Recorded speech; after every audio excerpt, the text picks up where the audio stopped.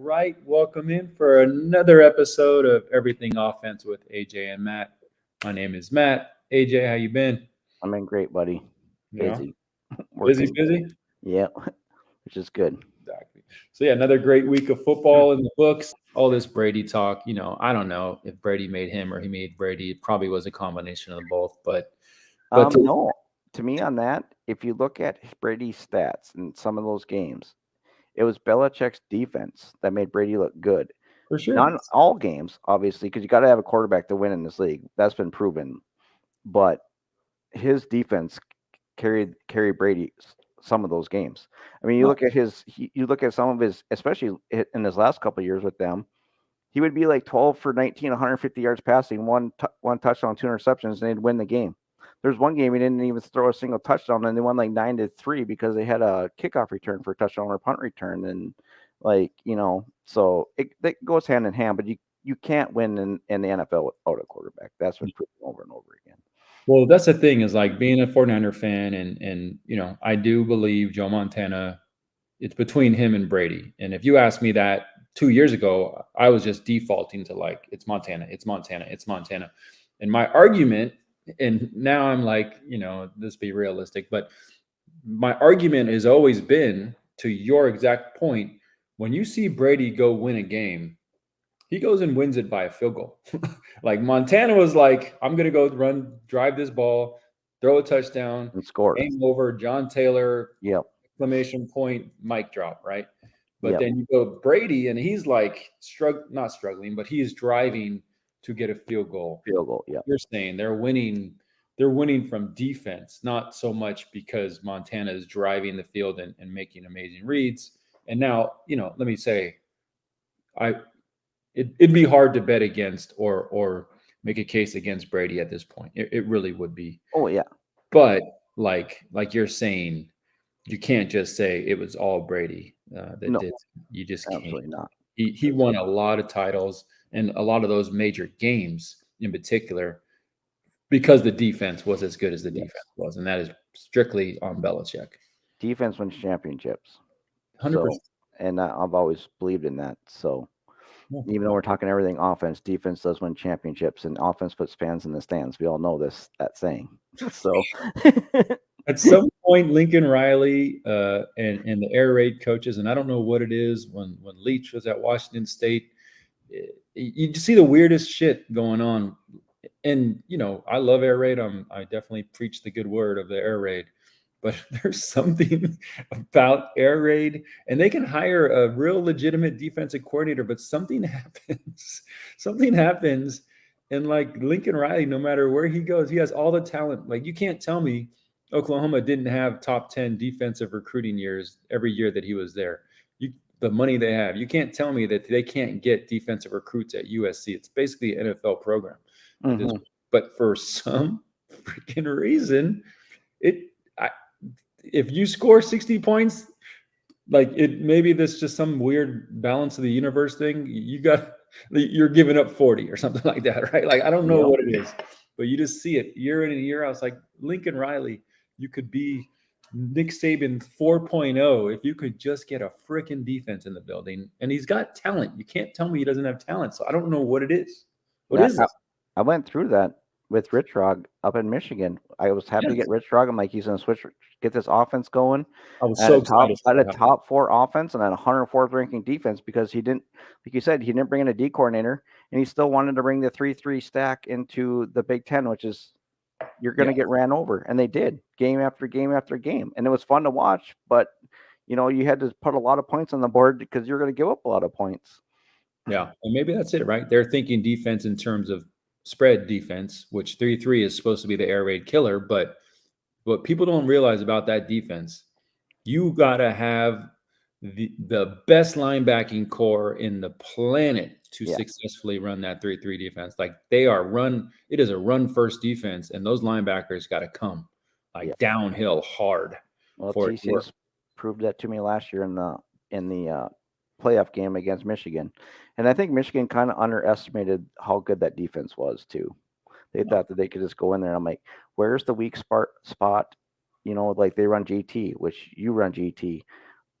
But the weak part of that defense is not the C gap and it's not to cut it up. It's D gap. There's only one defender out or two defenders outside in the D gap. That's where you got to attack them. Yeah. And you really should be throwing screens almost every single play. I mean, until you move those guys out of the box to run the football, that's what you should be running. 100%. Yeah. No, I get you. Yeah. Anyway, that's good shit, man. We're already 10 minutes in. Let's do our icebreaker, even though I felt like that was kind of fun too. Icebreaker, we talked about it beforehand. I like your idea. Let's go with it. Like influential people or coaches in your life that have, put you on the right path, football or not related. You go first. Okay. For one, my best friend, who's helped. I've got started with his offense, but I'd been asked to go coach at my high school before, and I didn't really just have the confidence. Like they came approaching, hey, do you want to come coach with us? I'm like, yeah, I do, and I never did, and never gave myself a chance. And then there's weird because there's an ad in the paper looking for players and coaches to do semi-pro in our area, and so I met him at a restaurant, and we've been best friends ever since with me and Mac. And he's like, "Don't you want to play?" He saw my state championship jacket. I said, "No." I said, "I really want to learn how to coach football." And it was a great thing because that's where all of our formations came from. And then he taught me the passing tree, which I didn't have, and so he taught me all that. We'd sit and watch film together. And then again, then the AD came and approached me at my high school and said, "Hey, you should come coach with us." And I said, "Okay." And I did start. And then they just opened the door to me. And then I got the coach of the coaching staff that had won at that time 10 section championships and 4 state titles. And I got to play with those guys. And the nice thing about that too is when we go to coaching clinics, they just opened up, they gave me their badges, AJ, go to whatever seminar you want to go to.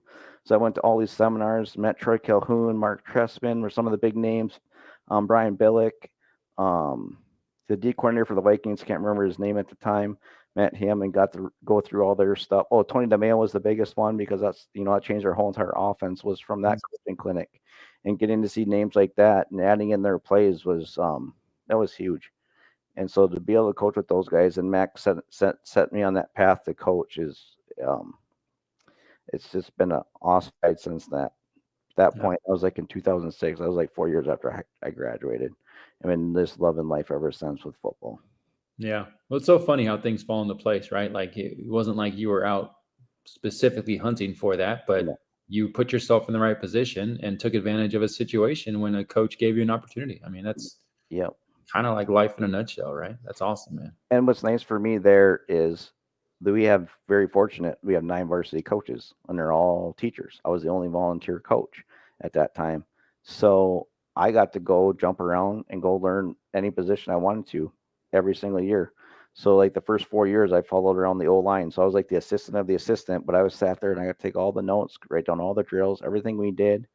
And then on defense, I'd played middle linebacker, so I know all that stuff. But at that time we were 4-4, and then we went to a 3-5. So I got to learn all the outside linebacker reads and alignments and assignments, and that was huge for me because that just the more you know, the more you can help other players and just be a better coach, all around better coach. So that was great for me at that point in time, starting out to be a volunteer, to be able to learn all that stuff. And I took full advantage of it. And I took a bunch of notes. So. Oh, for sure. But listen to what you're saying. Volunteer, right? Like you made the conscious choice to say, okay, well, maybe it's not a step back or a step sideways. You made a conscious choice to say, I'm going to do this volunteer work to set myself up. Maybe I'm just exploring this. Maybe I'm setting myself for the future, but even doing it for free is still going to be valuable for my own knowledge. And maybe it puts me on a different path. So, because when I went out to California, then, I got the opportunity. There's only 3 of us. So, it's like as soon as I got there, bam, here's 15 linemen. Go teach these guys how to be offensive linemen and be rushed. Like I would tell everybody, we had 4,900 yards of offense in our first year as me actually being able to be a position coach and actually having my own group. And then, what's nice about that, my last year actually coaching on the field, then when I got back home, the school I was at, DL, for those first 8 years as volunteers, like, hey, the 9th grade defense coordinator position opened up. Here's a one-time shot. You get it. And so I got paid to do that too, and ended up going 9-1 and was able to coach the defensive side of the ball too, and learn that, which that was a lot of fun. No, And I it's was one of the only ones, and I always tell this to people. They're always like, "How do you rotate so everybody gets playing time?" Well, what we did, which is very nice and simple, is we took the best players for offense, and that way we were putting points on the board, and then I rotated all three groups on defense. So everybody got to play defense for me. And then I just rotated three groups, and it didn't matter if the series was one play or two, 3 plays or 30 plays. We just rotated each series. I just rotated a new group through. So, and it worked out great. no, that's a sneaky key for you youth coaches that happen to be on this. When you have mandatory reps for everybody, which we do in the youth in our league, you have to have like 6 to 12 plays, depending on how many people you suit up. That's it. That's the place. It's the defensive line rotation. That's a sneaky way to do it. To maybe pair two great guys with two maybe average guys, and just keep going every 2 or 3 plays. And by the time you get to halftime, they're done, and now you can not have, like, obviously try to get everyone playing time, but you don't have to worry about it anymore. Yeah. But yeah, no, that's a great tip. I love it. All right, cool. So yeah, my influences about it. You get to Nevada, and they are a single back. They weren't run and shoot, but it was at that time in the mid to late '90s. It was spread. They had 4 receivers. It looked like run and shoot. It had some run and shoot qualities to it, but it was more just like a passing offense, single back passing offense in the '90s, and a lot of people ran it. And Nevada was like, it looked funny in the box scores every week, because you'd open up the newspaper and it was like Florida State, Michigan, Notre Dame, University of Nevada, and then it would keep going with all these big names. And you're like, how's Nevada stick? But their offense was always in the top 5, and that's one of the reasons why I wanted to go there, because they put up points. And I started, observing these coaches talking, and we talked about it in one of our first episodes here. The O-line coach, and this is what I want to talk about, Coach K. He's been an offensive coordinator now since the '90s, even in the SEC. He was an OC at Arkansas just recently. The way he broke down film, and the way he talked to in the film room, and to the running backs and linemen, and I wouldn't say he was warm and fuzzy. He's one of those guys, literally in the snow in Nevada. It snows the second half of the season quite a bit. He's one of those guys that literally wore a t-shirt and shorts, and I'm not joking, I'm not exaggerating, every single day, the entire season, whether it was 110 degrees because it's the desert up there, or it's negative 10 degrees because it's the desert up there. Yeah. He's just one of those guys, got to chew. He's got his t-shirt and his shorts, and he's going out to coach, and he's going to do it. So, like, he didn't do anything like warm and fuzzy to make me love him, but just the way he coached, the way he talked to people, no nonsense. Here's what you did. Here's what you need to do. Why you keep doing that? Okay, and you did it right. Great job. Blah, blah, blah. Very just like to the point. But I just appreciated the way he went about his business, and how he taught me just through osmosis how to run a film session, how to address the running back lineman, synergy, and just kind of bringing that running game piece of it to the table, and kind of coaching it all together in a systematic way. So through osmosis, I'd say Coach K was probably the biggest influence on me and what I've turned into as a coach. And then, awesome. All right, AJ, what can we get into today? What do you think? I was going to talk screen game. Cool. Let you kick which it off. is going to go along with your screen game, because I saw you had it up there, so I wanted to see that. Yeah. And I think this needs to be where we need to get better with our offense, is having our best D gap run play sometimes needs to be screened sometimes. Because they like to descend the house sometimes, and they'll do that to us all the time. And sometimes you just can't get the ball out fast enough, or you can't get outside even on one of our big adjustments is, if they're blitzing these guys all the time, is to go at a tight end and try to go jet sweep. Well, sometimes if our jet sweep's not up to snuff that year or that game, and we can't set the edge, well, we're kind of shoot out of luck. So it's like, so when I talk about, for us, quick game would be, our receiver to do this, right? quick, just come back, show the numbers, and the Y would go over here. That's our quick. That's our quick screen. Nice. If for some reason, so that's quick for us. Let's say these guys stick in their 4-4 box, and these guys are coming down to play press. This is where I call it tunnel. I know other guys can call it other things if you want your Y out blocking, but it's just to come in a little bit. If they're up close, just that way it draws him. So set that block up. Mm-hmm. But then as soon as he gets to that block, his thing is not to continue inside, it's to get back out away from those defenders. So to me, that's our tunnel, because I just want him just to come in a little bit. And, I just don't want these guys out there guessing where they need to go. So I'm going to call it ahead of time. If we can get good enough where we run it enough where they can just see it and go, I'd be happy with that too. And then the only reason why we wouldn't run bubble is for us, is because this would be our Y here. But if you wanted to throw it over here, then because this would be our W, or probably one of our faster dudes, then that would be our bubble. Love it. So, and then the other thing that we don't run, we actually never run it.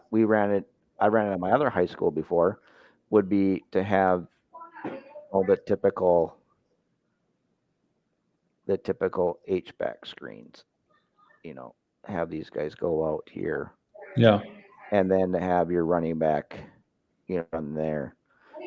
And then that would be your H-back screen. And I really want to get to where we fake veer and then have our motion guy come and run that flare like that. Because I think if we get this guy coming up here like this, faking, having our quarterback step back, it should be wide open. That one. So, and then the jailbreak would be where everybody, and then we also have the middle screens. But I just wanted to get into like our quick, because I think having those D gap screens, I think would be huge for us. So with that, I'm going to stop my share. Okay, good. So let's start here just as a big general overview. So we have 3 different ways to do it. We have our quick screens, which is Larry and Roger, Salt and Pepper, and Tom and Jerry. I'll go through the difference of each. But basically, what I want you to realize about those ones is that we pair a run play with it. And we are just counting numbers on the outside to decide if we're going to throw the screen, which is what we want to do, or if they're matched us person for person, numbers wise on the outside, it just turns into your favorite run play. So for us, like you said earlier, it's GT counter. The linemen are running GT counter. They don't know if we're going to run or pass. Like maybe they'll hear us talk about it, but that we don't care if they know or not. They're just going to do it like they're blocking. And it's just between the backs and receivers and the quarterback who's going to get the ball. Okay. So Our that's a pre-snap RPO. Yes, exactly. And that is a great differentiator, because I don't think everyone realizes that there are 2 different types of RPOs. And it kind of bugs me when people call if people call what we're calling pre-snap RPOs, which is what you call it. It's what it should be called, because it is a pre-snap RPO versus a true RPO, which most people are using as RPOs, is literally in the play as they're deciding to hand off or not. Correct. And they're looking at a linebacker. Is he covering the receiver? Okay, I'm going to pull it and throw.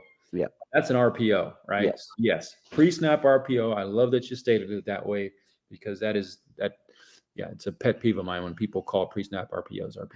Yeah, because they're 2 separate things. Complete. Like some people have their entire offense is an RPO offense, which is fucking insane. Yep. Okay, so that's the most common screens we run.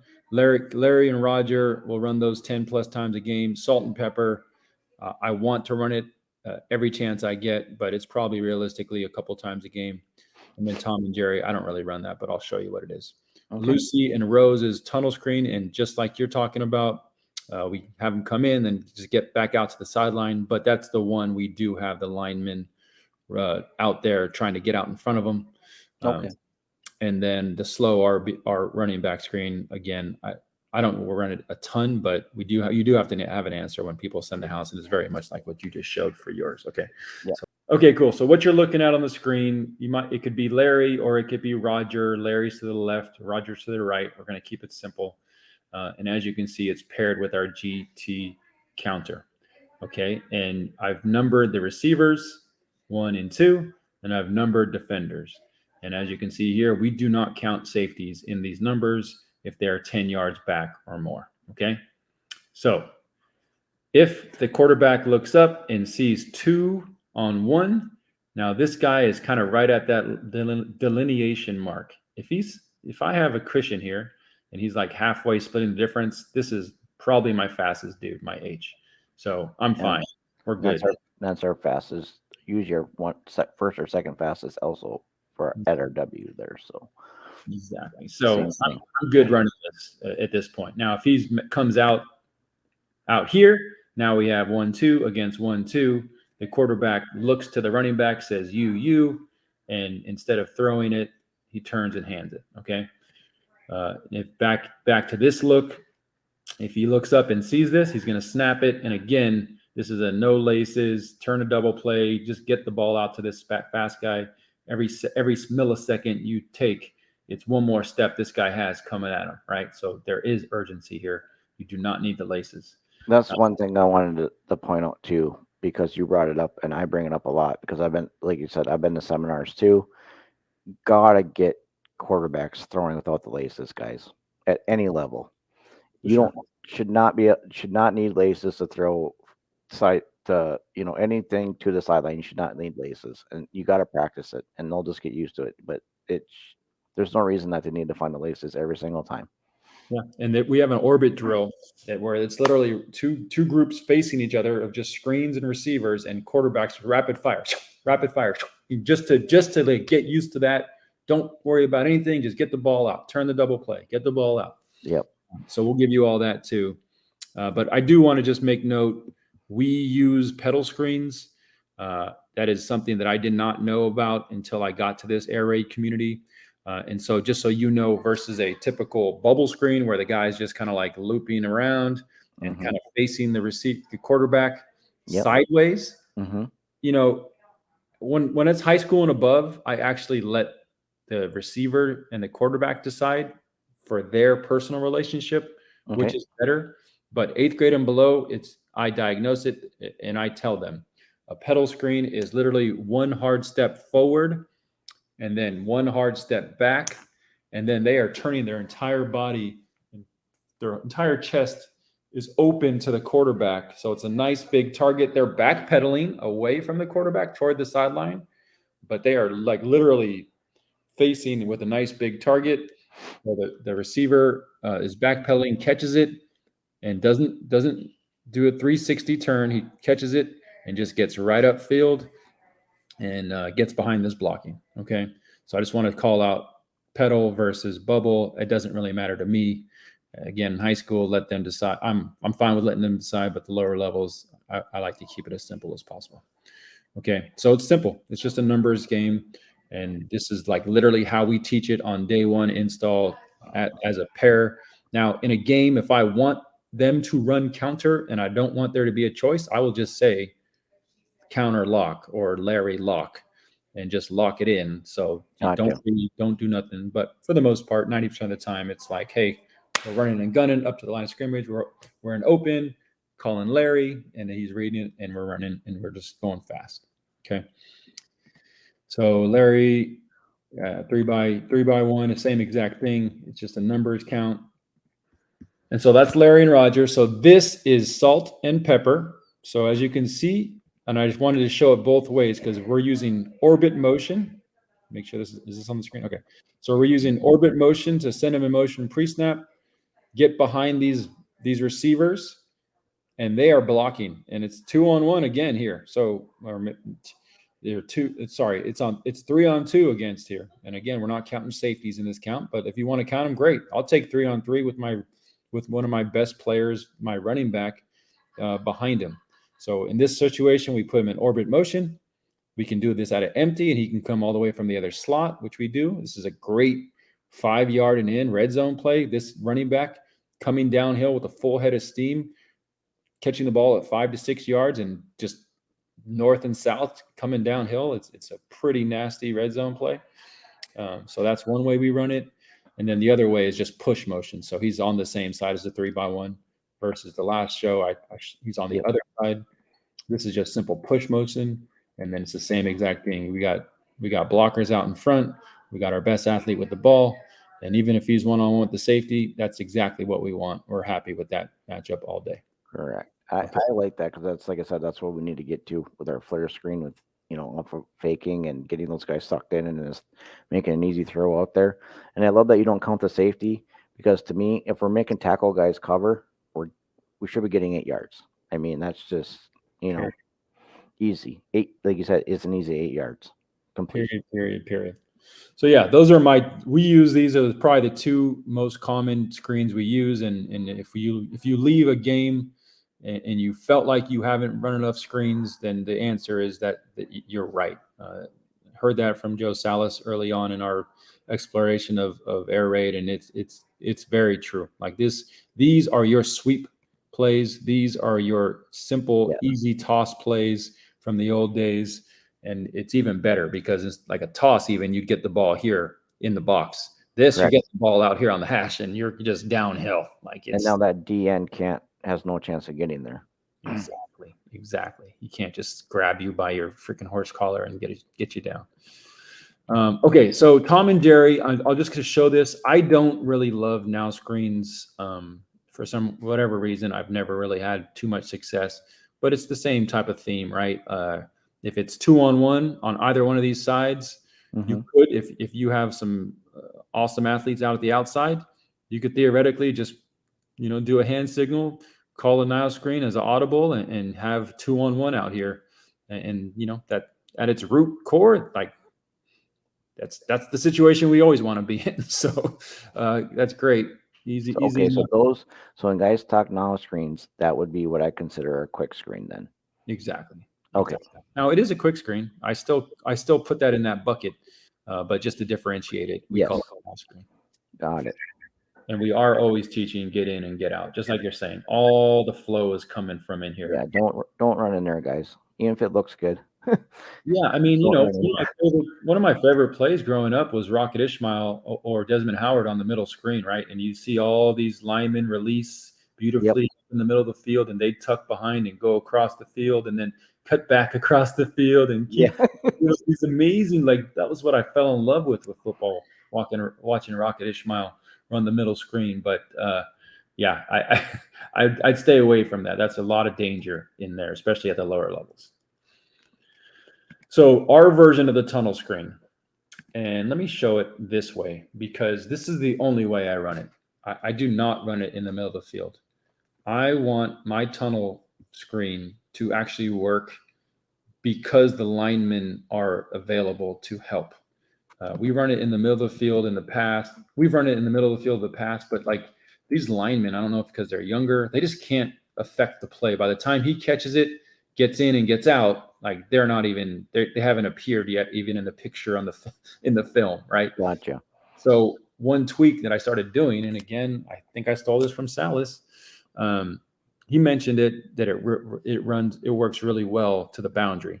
And hey, I'm going to stop for a second and just say, here's an extra key point. We talked counter earlier. Running GT counter into the boundary is a cheat code. So take note of that. The shit, I don't know why, but it pops huge. And I think it's the extra numbers because people are worried about the wide side of the field. Correct. Anyway, running counter to the boundary. And this is the same exact thing, right? Like everyone is out worried about the field and you have one less linebacker on this side. And so tunnel, one thing that we do a little different that I haven't seen too many people do is shoot the running back out. Now he is responsible for the cornerback. And then the tackle kind of has the sidewalk and the guard is kind of running up the alley. But since we do it on the boundary, it is not a far sprint. They are in the play. They are in the picture the entire time. And then this receiver, main coaching point for this tunnel is we got to get this cornerback to take a step back. Okay. So it's not one hard step. If you got to do 3 hard steps to get him going backwards, let's do it. And then kind of circle back, right? And come back to it because he just needs to go. And honestly, like against man when he's pressed up, I kind of like it against man even more, because if we can get around and this block can get set right, there's nobody left back here. Like he's up here trying to make a play at the conflict port, at the line of scrimmage. And then if you can just get this running back just to shield him, we are off to the races. Right. I was going to ask you that if he is playing up like that, do you guys audible out and just throw the 9? I was going to ask you that. So the answer is no. No. I mean, we definitely have a green and go package off of this where the F is, pretending the block and then he releases. Oh, yes. Right? Yep. Gotcha. Yep. But no, I actually do like it against man. It's just a little scarier, but yes, but it's not bad. It's actually hits bigger when it does hit. And then the last thing, I don't have too much to add to the slow screen. There's 2 points that why we run the slow screen this way. So those of you that have followed the air raid series, this is shallow. And if there was one drop back game that I would add to the youth passing system, this would be it, because it's so simple. But we don't. So let's not get it twisted. But the reason why we run shallow, and this is straight from Hell Mummy, is because this shallow route is a automatic hot route. If anything goes wrong on screens, and it happens, guys, all the time. These linemen let the defensive linemen come in too quickly, and like, hey, you're supposed to engage for 2 seconds to make them feel like you're blocking them, and then release them. But of course, some linemen just let them go. Some strange things happen on screens. Yes, or they don't let them go at all. You'll see 3 of them, and they'll be stuck on their guy, and they don't let nobody go. And you're like, bro, like, hey, how are we supposed to throw to that spot if you're holding me? So the shallow is an automatic hot read. You always know that he's going to be there. You always know that he's going to be it's a 5-yard throw out on the edge here. So I just love that safety blanket. And then number 2, we used to do it on the same side where the running back would line up on the side that we ran the actual screen. Mm-hmm. For whatever reason. Now, if it works for you, same side, great, do it. I'm not saying don't. For us, for whatever reason, it worked so much better. Like, I feel like this guy got lost, kind of crossing face. It also made the linebackers kind of pause. Maybe it's a run play, so they had to read it. But basically, what I really think the reason is the running back could actually see for the first time where these linemen were setting up before he kind of got into place. And when you're doing it from the same side, you're kind of just like pausing and then spinning around, and you kind of lose visibility, right? Yes, I could see that for sure. So this has kind of just opened it up for both the running back and the quarterback. And maybe it's just mental, but it's for us, it's worked better to have him cross face and then set up with a little bit more of a view of what's going on. And he can actually tuck behind the right people, if that makes sense. Mm-hmm. For sure it does. Well, no, before we go, you should wrap up and finish our conversation on the 4 Verts. Okay. Good call.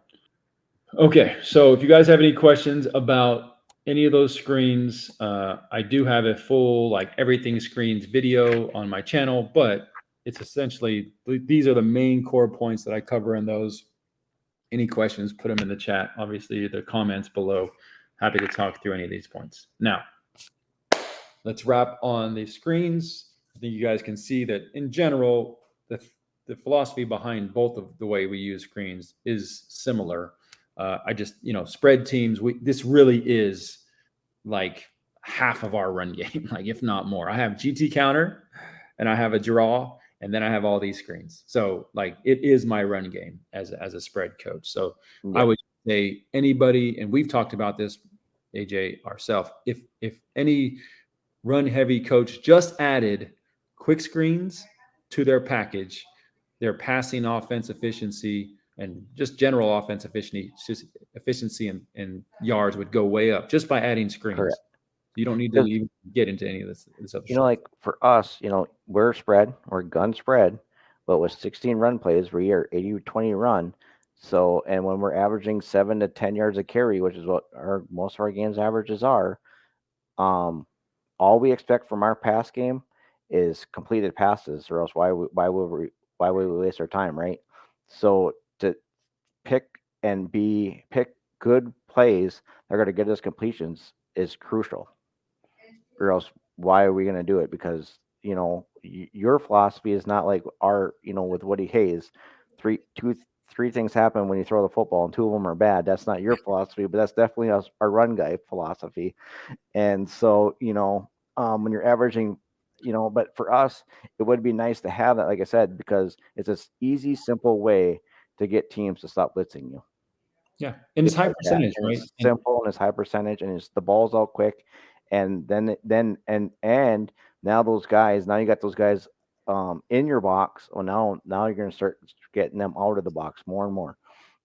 Oh, for sure. And trust me, guys, I was a running back. That's where I got my scholarship. I 4 yards a carry and 1,000 yards. Those are my numbers growing up, right? Like you gotta hit these numbers, or you're not, or you're just average. So I get like that philosophy, and in that world, if you get behind the chains, it's hard to catch back up, right? So this is very much the same thing. It's what people don't realize about air raid, and that's what I appreciate about you, because you've done the research. Is it's the same. Like we're trying. Like I'm showing Verts while I'm talking about this, so it's not the best, it's not the best example, but we're trying to just hit 5 yard pass and get some yak, 7 yard pass and get some yak, Yes. 1 yard screen and get some yak. And these are all just, and you hearing me say it, 5, 7, 2, 3. Those are the yards that we're throwing in the air. Like this is the same philosophy. We're just taking it and throwing the ball. And like you're saying, once you've threatened with 4 wide, you know how much better, like, okay, Well, cool. and like I want to reiterate this while you got any of these screens up, because it was just the most eye dropping thing for me, for us, because how it pairs, because I talk about the first two defenders, right? One and the two, and all you're doing is pre-snapping the what do you call that? The gimmies. I mean, they're basically gimmies on the backside. Gifts, gimmies, free Gifts, money, call gifts, it what you want. gimmies, whatever. So you're looking at that guy. Bam. Now I go to my concept side. I watch the corner. I see where his alignment is. I see where he goes post snap within 2 steps, and then I know where I'm going. If either I'm going there or I'm going to my third guy. I'm going to look at the flat player. Yeah. And so it's pre-snap. I already know that's not right. So now I'm automatically looking the other way, and I got two guys I got to worry about. That's it. No have to worry about anything else. What's going on? Period. Just I step love through it. it Same so exact much. thing, systematic. No questions to get confused about. Just very systematic. So that's a great segue, because last week we talked a lot about attacking these 3 pieces of grass uh, on every single core play that we have, and the systematic way we step through it. Is there, number one, is there a pre-snap gift backside? If yes, take it. If no, run the concept. And then, just like you said, first read open by alignment. If not, we'll move on to the 2-3 read. Exactly. Okay. So we touched a little bit about Verts, but I wanted to revisit Verts because while we do use that same exact process, it just is a little different how we do it. So I wanted to call out this and just review it real quick, and then show you the conversion against 2 high safeties as well. Okay. Okay. Yep. So as opposed to our core plays, our 3 core plays, which have a front side, a concept side, and a back side, Verts is an entire field read, essentially. It's easier than that, but as opposed to a backside, we're going to call the outside receivers where we're looking for gifts. So the process is the same. He comes up to the line of scrimmage. We have open 4 verts called. The first question that he asks himself is the same as the other 2. Are there any gifts? Now, the difference is, get my laser pointer. Now, the difference is it's the 2 outside guys. There's a 7-yard rule for these 2 outside guys. And if the defender is 7 yards off or more, and if it's both of them that look like that, because it's cover 3, quarterback gets to choose. You pick your poison, whatever the better matchup is. It's amazing. We got our receivers one-on-one with corners all day long. I'll take it every single time. Okay. Now, let's just say these guys creep up to 5 or closer. Maybe it's cover 1 at this point, or maybe they're just playing a little tighter to just kind of throw off the pregame or the pre-snap information. So if these gifts are dead, then they are dead. We do not come back to them. Throwing a late 5-yard hitch is a disaster. It's going to be a pick six. Do not do it. I can't say that enough. Pre-snap gifts are pre-snap decisions, and that's it. If you don't like it pre-snap, there's no reason to come back to a post-snap. Okay, so let me just say that. So now these corners are down, we're going to say, and we're just going to run our progression. But step 2 in our progression, or step 2 in our process, step 1 was, are there gifts? We're going to say no. We're going to imagine the no. Number 2 is our first read open by alignment. And our first read is this H on the go. Second read is the Y on the go. And the third read is the over the ball. And I don't say, like the other concepts, we say the name of the route. This one we don't, because it's just, it would sound weird. Go over the ball. So we just say H to Y to T. That's the progression. H to Y to T. So our first read is the H go. And since he is not capped and there's nothing but open grass here, we are going to say, yes, he is open by alignment. Okay. Okay. So sorry, I just want, I want to pause you right there, because I know exactly what you're saying, and I see what you see, and I see your point there. But I just watched a high school team run this exact same concept, because they're air raid with their offense, and the free safety intercepted it. So, how crucial are you expecting your quarterback to try to look the safety off, or is it just that he needs to throw it earlier, or is it the location of the pass? Like, how does he get that? How does the quarterback get the ball to number one, the safest on this? Yeah, so he is open. Great call and great questions, because the answer is all the above, unfortunately. And it's a field thing, and we, like I said, like literally in my install plan, there is day one is Verts and only Verts. Like we just hang out and do Verts and talk through it, and so it kind of sets the foundation for next time we do Verts and all that good stuff. So the criteria is at the snap of the ball. Okay, so we have first read open by alignment. Yes, great. That is a yes, affirmative. So at the snap of the ball, the quarterback's eyes are on this guy. Okay, so number one, that is a version of looking him off, is just basically staring right at him and him alone. Yeah, I get that. Yeah, Drew Brees all day. I just love watching Drew Brees films. Exactly. So he's staring right at the apex defender, the conflict defender, and looking at him. Now, yes, if I have savvy quarterback and it's a single high safety, do I want him even looking further this way to even mess with him more? Great. If your quarterback is that great or is that good, absolutely train that into him. I would not make that a part of the conversation when you're first teaching that. But as you get to know a kid, if they have that savviness, and many kids do, that's something that we could talk about. Okay. So that's number one. Do we try to look them off? Yes, we can. And I would prefer it, but I wouldn't go into it teaching it that way. But we are going to look at him. And if he goes back straight, we're throwing that first read. If he goes to his left, obviously we're throwing this. Now the ball it's a hole shot. So that's the best analogy I can make to it. Just like we're trying to throw the hole shot on the sideline between the cover 2 safety and the cover 2 corner, and he's like clearing that cover 2 or that corner's cover, or just like he's clearing the corner's zone kind of squat, we're throwing it in the hole shot. It's the same thing here. So in a perfect scenario, this is an outside release go.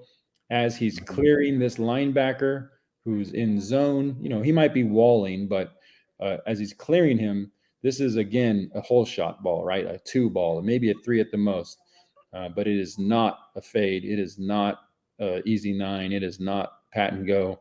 That is picks all day. And even a ball that floats even a little bit more than a 2 or a 3, it could be a pick. So I'm not saying this is not just like a easy, gimme play by any means. But the ball does need to be thrown. And see, the ball was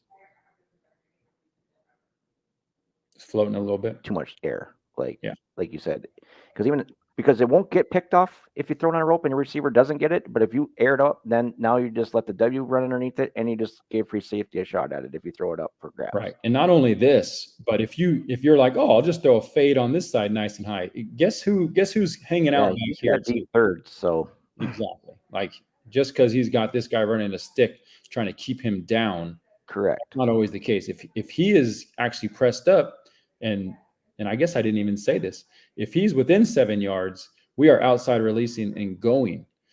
So you're traveling, you're bringing him to this space. Sure. So there actually are times where I will call hitches, which is an old school air raid play, but this is hitches without the conversions. There's no opportunity to go deep because I don't want him taking him into that space where we're probably going to throw. Yes, got it. And so those are all really great, insightful pieces of how to make this play work. And again, it's kind of why I put it separate than the other 3 core plays. Yep. Because it is a little more complex and it has a little bit more things that you need to kind of talk about the nuances of. Well, for me, when I see in the group that everybody's answered everything is for Verts, now I understand why. Yeah, I mean, it's just crazy. And again, just like these air raid plays were just built with all the answers in mind, right? And it's just such a relief when you find it. Like it's like, I don't know, like finding, I don't know, but it's just like free money. Okay, so yes, he needs to be clearing this linebacker, and if you're not throwing it by then, it's too late. It's too late. It's too late. You just got to do it. It's a whole shot. It really is. Okay. And so if this safety starts to like drift this way, because we've hit this a few times, then it's just, you go from here. And then hopefully by the time you're looking here, he's clearing this spot and we're shooting it right up the alley the same way. Again, not a big fade ball, but something that you just put right on him. And if for whatever reason they rotate up and cover it well, especially at the lower levels, no one's tracking this guy. He's just going to find a nice little space. And if you'd rather send him on a swing, that's fine too. Like it doesn't have to be then over the ball. A swing looks just as fine. What's the route where your running back does that, but instead of sitting down, he just keeps on going? What's that one called again? Just like a vertical route, straight down the middle? No, he actually runs out and then he runs straight across. So can you see my mouse? Oh no, sorry, I'm totally on my screen. No, you can't see my mouse on your screen. No. Okay. Well, no. What do they call that? I'm trying to think of what do they call that? It's like a crossing route from those. So no, when he gets to the line of scrimmage, and then he just runs a straight, like he'd be running straight at that linebacker, but he never stops. He just keeps going. No, I don't know. I'm trying to think. Why can't I think of the name of that? Like an arrow, just like an extended arrow route. They just keep going. Oh, I'm gonna find it quick. We'll cut this out, but you can keep on talking, and I'll find it. Yeah, you'll come back to it. All right, cool. So we kind of reviewed this last time. Now I do want to talk about the rules when it's 2 high safeties. Okay, because that happens quite a bit, especially as you get in the higher levels. And again, these are all conversions that we practice every day. We do this during, pat and go warmups. So again, come up to the line of scrimmage. Are there any pre-snap gifts? And in Verts, we're looking outside for the gifts. In this situation, there are not. They are at about 5 yards, like we would typically see in cover 2. And so those are converting to outside release goes. Okay. And so that's why you see them going deep. Now, because these 2 slots are capped, and we teach them that language. If they look up and in their alley is a safety standing there pre-snap, they are capped. They are not going to be able to do an outside release go and get behind them in 3 seconds. We are not going to even attempt it. What you are going to do is run an outside release go, pushing as hard as you can this safety to get back. We're really selling the vertical, but at about 8 to 10 yards, we're running a dig. Okay. And for our digs, especially for Verts, We are not going to let them carry the dig across the field, since they are both running kind of twin digs. We just want them to find the grass in between this outside linebacker that they are kind of getting outside of, and then whatever middle linebacker, if there's two, wherever that grass is, they're coming around the corner, finding that first open piece of grass where they can see and catch eyes with the quarterback and have a clear shot, and they're sitting down in that space. And we're going to read it the same exact way, right? Pre-snap gift, no. Okay, great. We're going H to Y to T, which in this scenario, we put them on a shoot route. So whatever, it doesn't really matter that route. But the main things that I want to stress here, it is mandatory on our digs that it's an outside release. Even if this guy is, doing his little hook to curl drop, that's great. We are really trying to get outside of him. And all that does, coach, and what you need to stress to your receiver coaches is the further this guy goes out, that's just more grass, and that is great. That's what we want. The more grass in between linebackers, the better. So if he widens out and you just go straight up the field and then turn in, guess who can cover that? This guy, pretty easily. But if he's widening and I'm widening, and then I turn the corner, now all of a sudden I got 10, 15 yards of grass to play with in here. Got it. So that is a huge call out. But yeah, it's the same thing, H to Y to T. And we really want to throw this H. We are going to give him a good 2 seconds to try to get behind this zone linebacker that's looking forward. He doesn't know where you're setting up. So we're going to get behind him and find that grass. Okay. And if he doesn't get open, then we're moving on. But so can I ask you this then with Verts? Because to me, you guys have it as a quick pass. How does this happen in one step? So that is, I love it, man. You are getting deep into the nuance. So I call it quick game. Mm-hmm.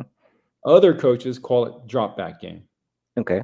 And so I think I'm one of the few people that put it in a quick game scenario, because at the lower levels, we take those gifts on the outside so much that it kind of turned into a quick game for us. But like this, you can absolutely teach this with a 3-step drop, and you'd be totally fine doing it. And whether it's a quick 3 or a true 3-step drop, still would time up. But this guy still has to get outside and around this guy, right? He's still, even if it's a one high safety, he's still got to take a few seconds for him to do that. So you could absolutely run this as a 3-step. Like maybe it's one of those things where if you see the pre-snap gift, it's a 1-step, get the ball out, or a no step, get the ball out. But if the gifts are dead, now we're running a 3-step drop for the typical read, something like that. But so here's for my thing. Do you have this? Do you have your open Verts against cover 0 on here?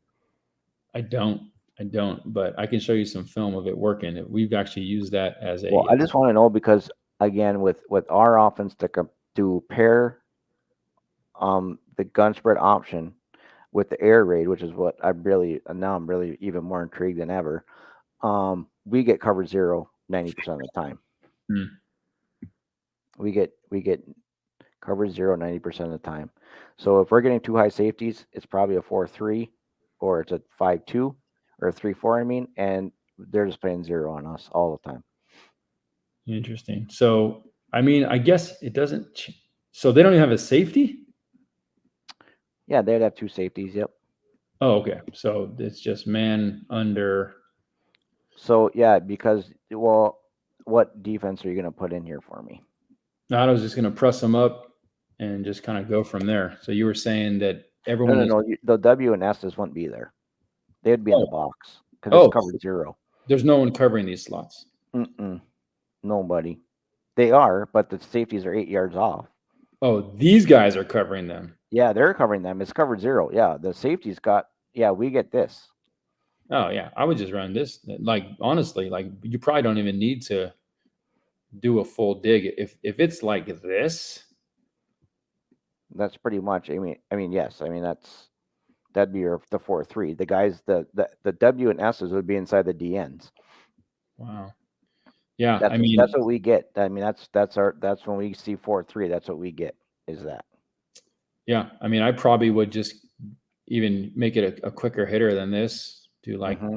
I don't know, like a friggin' just a 7-yard hitch or something. I mean, I just get the ball to him. Honestly, like Basically, what you would say is we'd run our 4 verts, but the those guys, rather you're going to go to your fast guy or to your tight end, yeah, the ball's going to come out quick.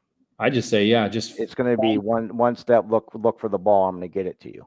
yeah, it's almost like a wide pop pass, like old school Yeah. wide pop pass, right? Like he's Yeah. just trying to find this open grass and make it simple. Maybe Yep. he's not sprinting. It's not a full sprint, right? He's just Correct. at a pretty good pace, getting to this 7-yard mark, kind of turning and trying to find a soft hole. Yep. I mean, honestly, but this type of shit, like what quick screen all day, like yes, quick hitches all day, dude. You can go nuts on this. I know it's scary because it's like, you can't Well, block. It's even better against a 3-4 because those backers, the backers are way inside. Then I mean, the right where you have them, the make and the will are right there, and we don't have no outside linebackers because they're actually attached to the run box. They're just outside the tackles.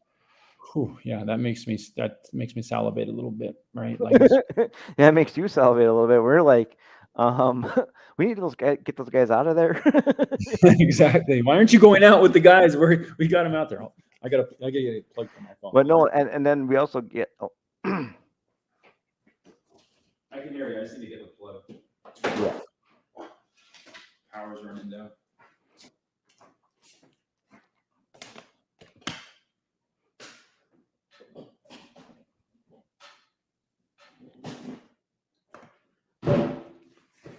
All right, sorry. Well, maybe we could take the last 4 minutes, and I want to give you some.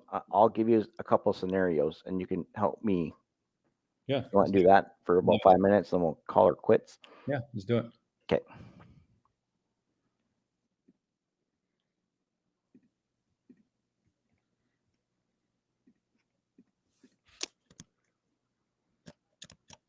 All right. So basically, and these guys they'll look like they're looking in, but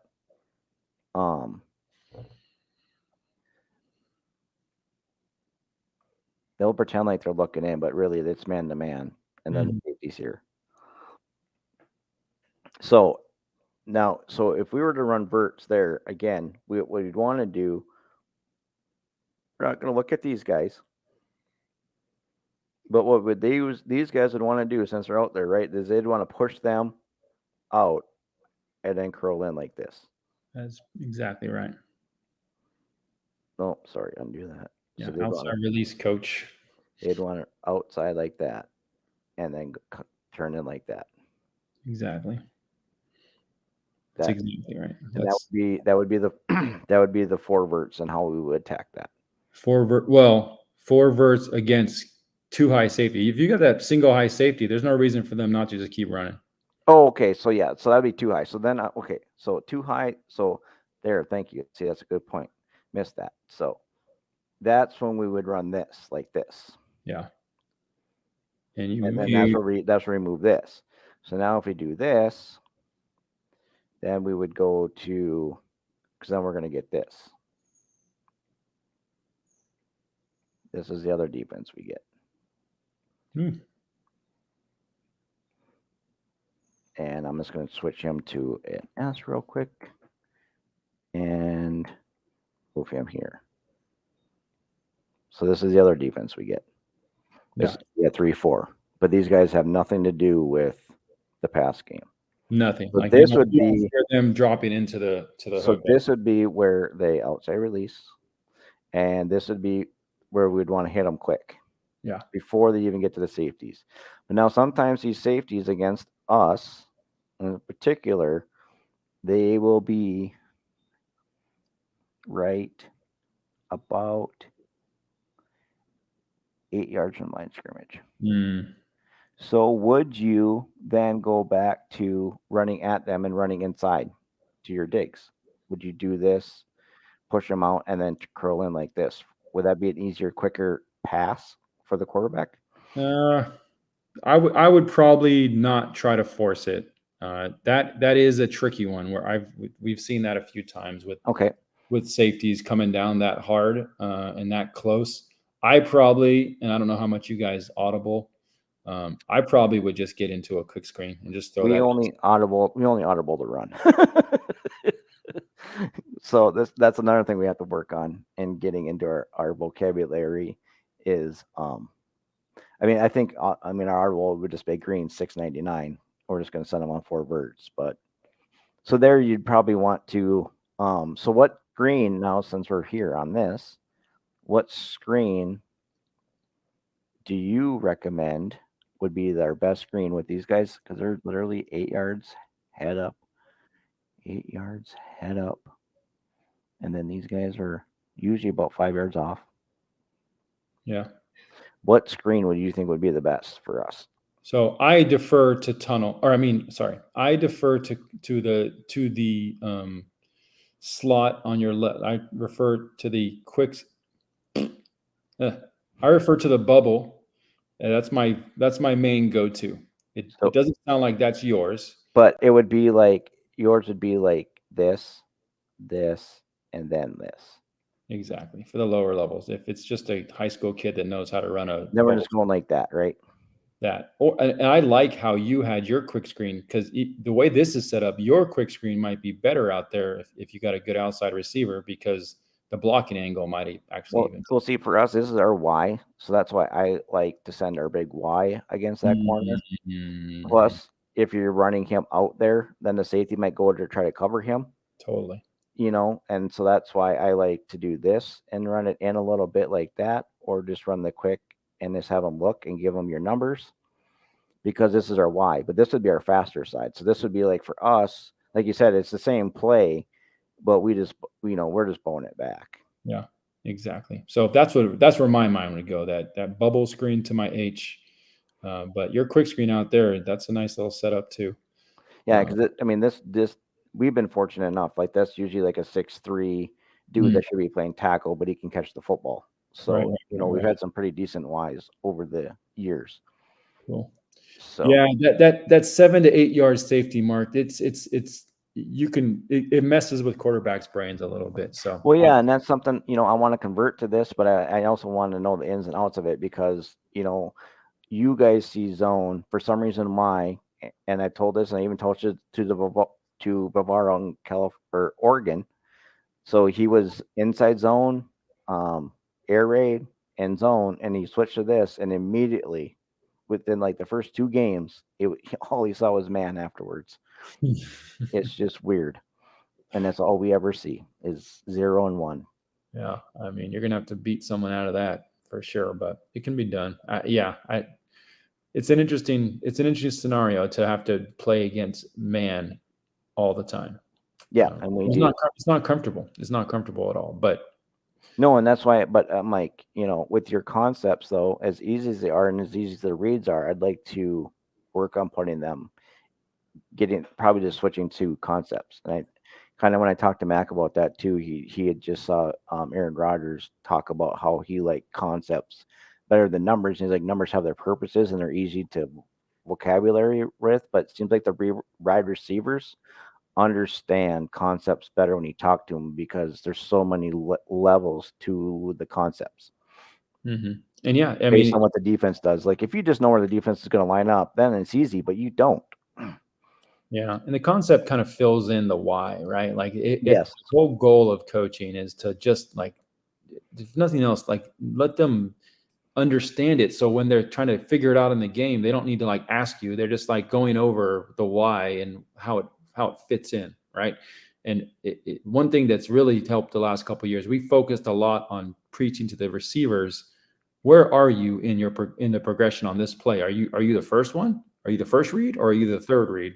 Because you can adjust your tempo and what you're doing and your expectation to that, right? If you're the first read, you got to go. There's nothing to wait for.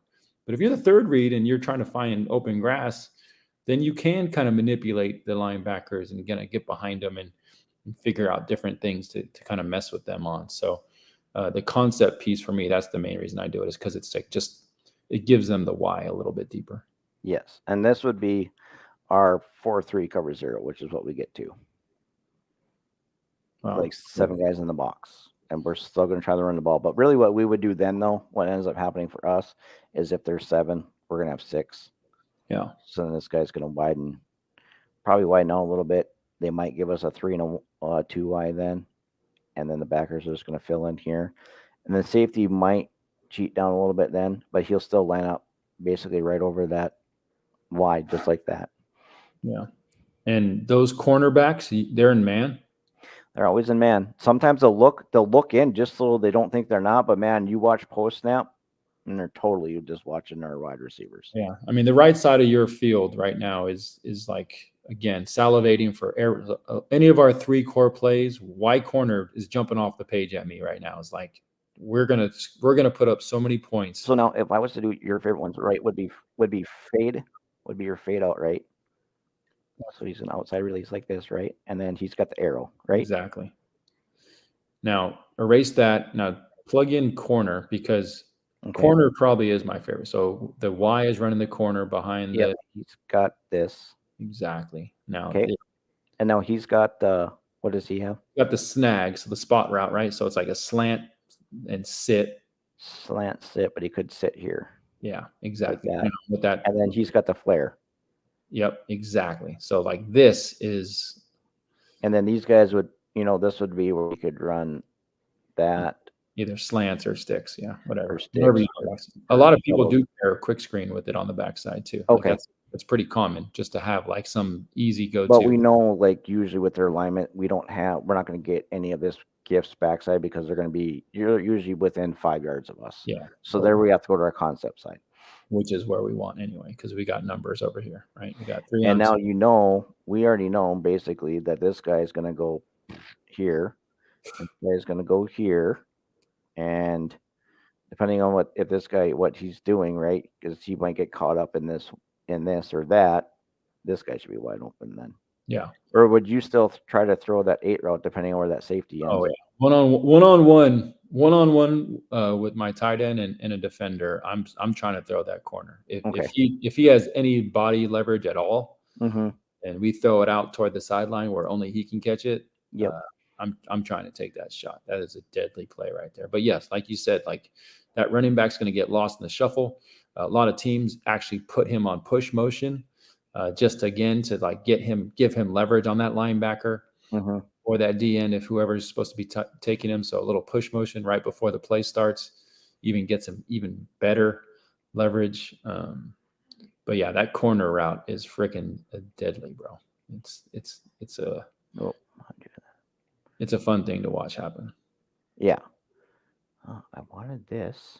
So you'd go about like that, that distance. Exactly. Like a quick little push motion, just get him to the DN and then snap it from there. And now he's way out there. Gotcha. Yeah, that's interesting. I like that. And so there's no reason to throw anything or even look backside unless this guy would happen to be just giving us all kinds of space. Exactly. And then one note, I'll just say that the sooner the guy sits down on that snag, that slant and sit, the sooner the better. Like that's one point I've learned the hard way over the years. Like you got a lot of kids, trying to go way in there. Yep. If there's no linebacker in the flats, we are going to sit like. So he basically want to clear that corner and sit like probably right earlier, like right there, and flash your hand and call for the ball because now. Right. If it's man like you're talking about, then he's just running. It's a slant all the way. He won't stop. Yeah. But if for whatever reason he gets the corner releases him and he can feel that, then yeah, we want to sit pretty early. Because oh my gosh, watching the Colorado game, oh my gosh, were they aggressive on slants? Oh yeah. Holy moly. I was just like, man, they were up in there. Yeah. It was some fun football to watch. I just couldn't stay up that late. There's no defense anymore on the West Coast. I'm convinced on it. Yeah, no, me and Mac and Bavaro, we always give him a hard time. I'm like, I'm not scared of Oregon and Washington and UCLA and USC coming to the Big Ten because all I have to do is score 35 points and they know. Punch them in the mouth, mess up their hair, and It's gonna be unbelievable in the next 4 years. Some of these games and these matchups with all this conference changing, it's gonna make weird. could make for some fun football, but it's gonna wreck a lot of fans' dreams. Because for me, I'm just like, what am I gonna say when I lose to Oregon? Like, this can't happen. It's like I can understand losing to Ohio State. If I'm Michigan, but to lose to a Pac-12 team, and we've been losing to Pac-12 teams for a long time back in the day. Yeah. Like, that was one thing, Bo. Like, he won the war. He won the war with Ohio State. But man, his track record against Pac-12 in the Rose Bowl was not good.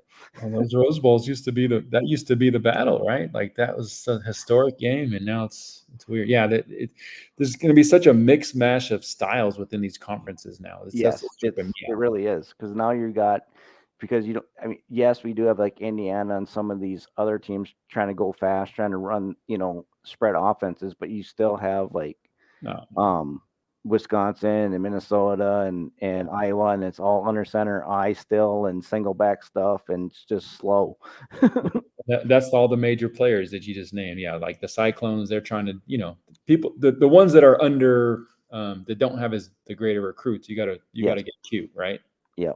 Michigan, you can just line up and pound somebody's ass. And right now we can. 5 years ago we couldn't do that. Hey man, Harbaugh's the man, dude.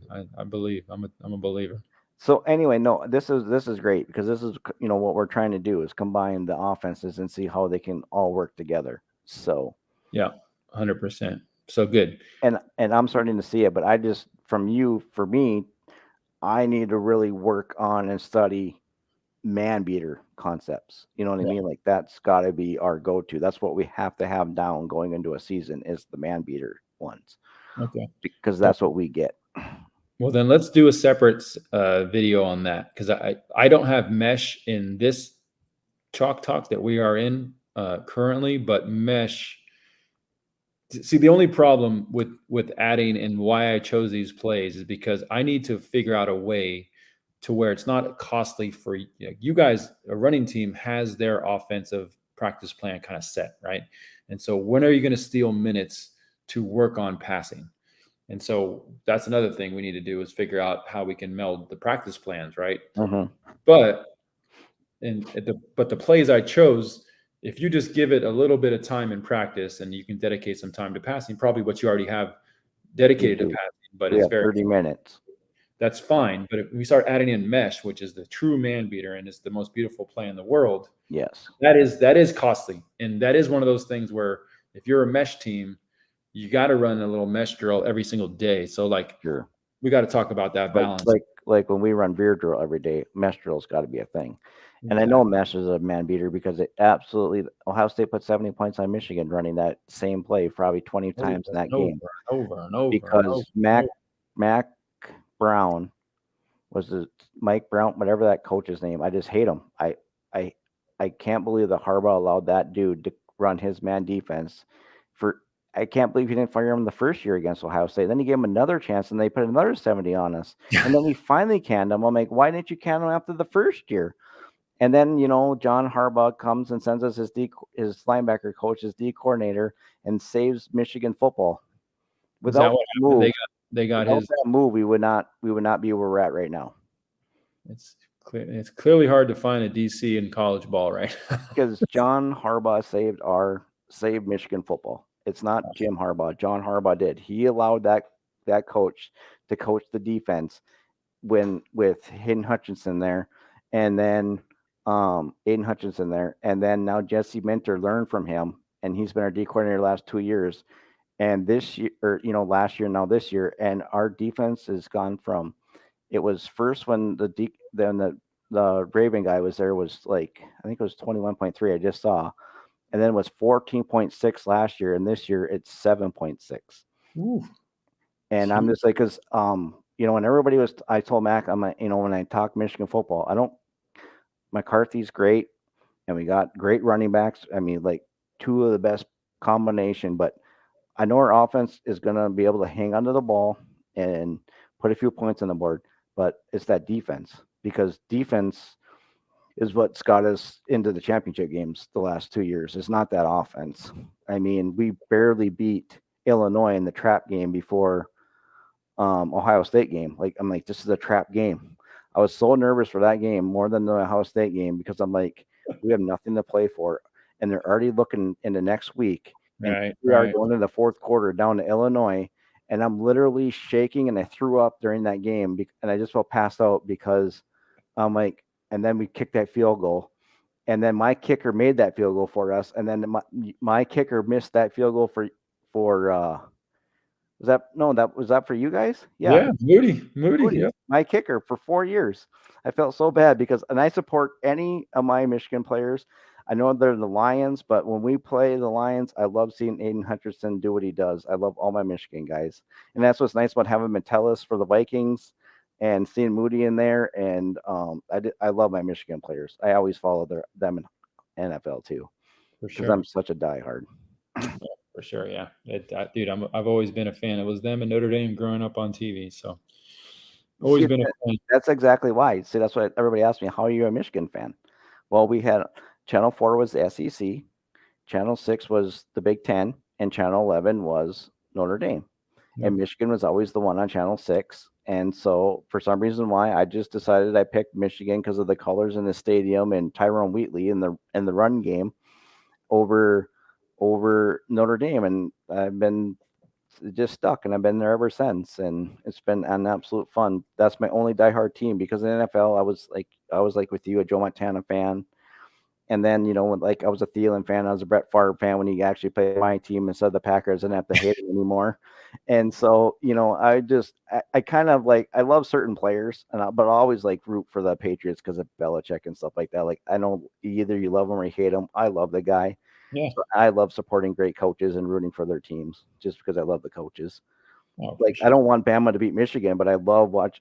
I knew the score of that game when Michigan played Alabama. I almost called it exactly. I should have bet on it because I told Mac, I said it's going to be 34-14, and it was 31-14. Alabama beat us.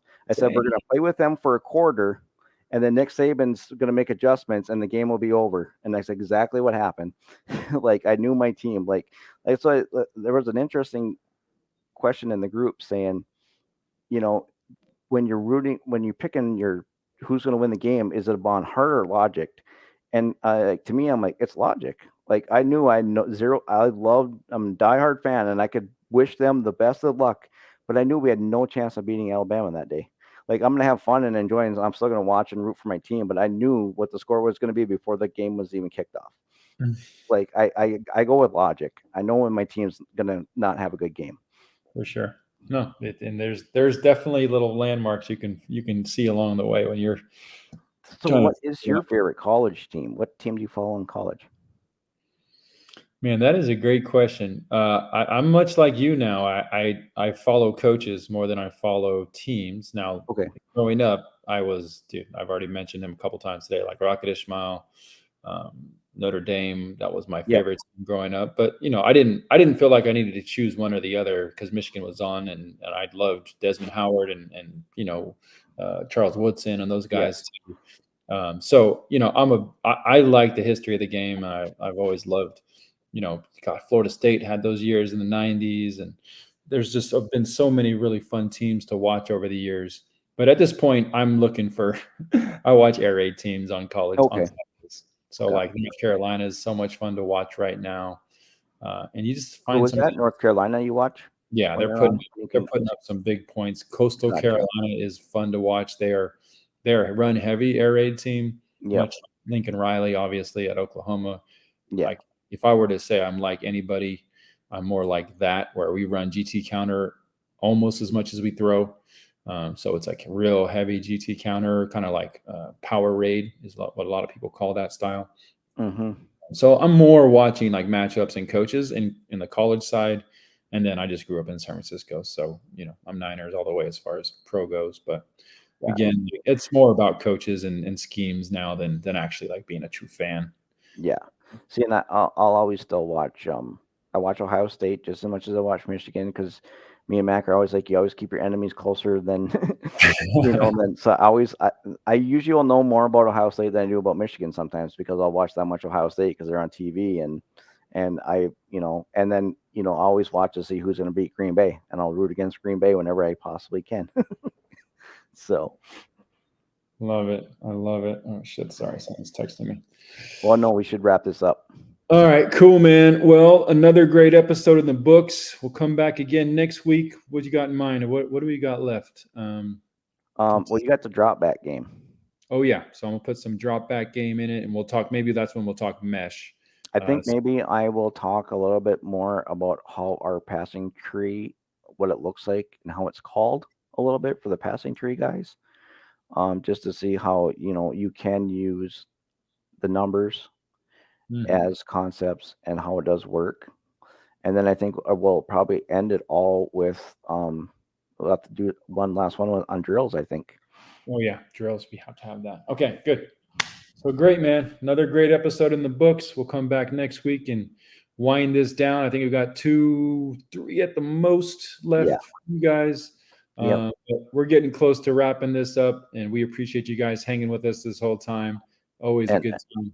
I've learned that these last 2 episodes have been mind-blowing for me because I've learned so much, and it's so much fun for me learning the pass game as much as possible. So, and to me, too, the one thing I didn't know, and then I've also learned, is that you can be air raid without being R4, and they're not the same thing. I did not know that either. So, yeah, no, it's a common misconception, right? That people just assume it because he does use air raid. He uses a lot of air raid concepts to describe the R4, so it kind of feels like it's melded together, but they're just awesome concepts. So he runs those plays himself at his high school. Yeah, because I mean R4. I mean, I just saw how it's basically it's really just about progressions, right? It's how you teach progressions. Yeah. It's literally no matter what offense you're running, it's how you teach progressions and how you can change your progression, and have the exact same call, and how you can change your 1, your 2, and your 3, and how So yeah, I've learned that too, and that was very interesting, and I knew nothing about that stuff, so it's been a lot of fun to learn. Yeah, and that's the main point, guys. Like my progression on the same play that Hal Mummy runs, our progressions might be in different order, but whatever. As long as your quarterback knows to look here, then here, then here, and he throws to the first guy that's open in that progression, it doesn't matter. It doesn't matter. As long as they have a plan and they can execute it, that's what matters, and that's what coaching is. Period. Yes. Right? Yep. All right, buddy. Good hanging out. Let me hit this freaking exit music, and we will be back next week.